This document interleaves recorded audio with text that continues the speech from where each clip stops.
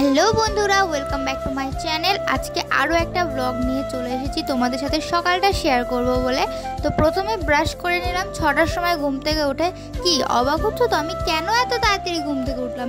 হ্যাঁ বলবো, সবটাই বলবো। তো প্রথমে ব্রাশ করে নিলাম, তারপর মা আমাকে জল খেতে দিল, কারণ জল আমি খাই না আর মা আমাকে ধরে ধরে জলই খাওয়াই। তারপরে হালকা খাবার খেলাম, একটা বিস্কিট দিল মা, ক্রিম বিস্কিট, যেটা আমার খুব ফেভারিট, সেটা আমি খেয়ে নিলাম। আর আজকে এত তাড়াতাড়ি ঘুম থেকে উঠেছি কারণ আজকের থেকে শুরু হচ্ছে মর্নিং স্কুল। সকাল সকাল ঘুম থেকে উঠতে না উঠতে দৌড়াতে দৌড়াতে চলে যেতে হবে স্কুলে কাজের জন্য। এদিকে কিন্তু আমার বোনও পুরো রেডি হয়ে গেছে আমার আগেই, তারপরে আমিও চটপট করে রেডি হয়ে চলে গেলাম স্কুলের জন্য। আমি আর বোনও একসাথেই যাই, আমি ওখানে টিচার হিসেবে যাই আর আমার বোনও স্টুডেন্ট হিসেবে।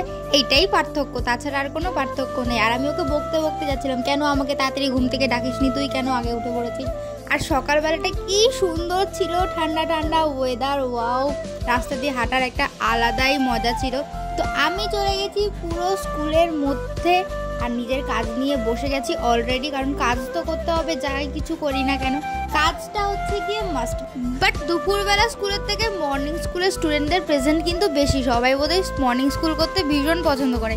অবশ্য আমিও পছন্দ করি, শুধু ঘুম থেকে ওঠাটা একটু বেশি প্রবলেম, তাছাড়া আর কোনো প্রবলেম নেই। কারণ যে জায়গায় 8টা 9টায় ঘুম থেকে উঠতাম সেই জায়গায় 6টার সময় ঘুম থেকে উঠে 7টার সময় স্কুলে চলে যেতে হবে। পুরো কাজ টাজ কমপ্লিট করে চলে আসলাম বাড়িতে। আর আমি খেতে চাইছিলাম না, কারণ আমার খেতে সকালে একদমই ভালো লাগে না ভাত, বা মা আমাকে জোর করে খাওয়াচ্ছিল।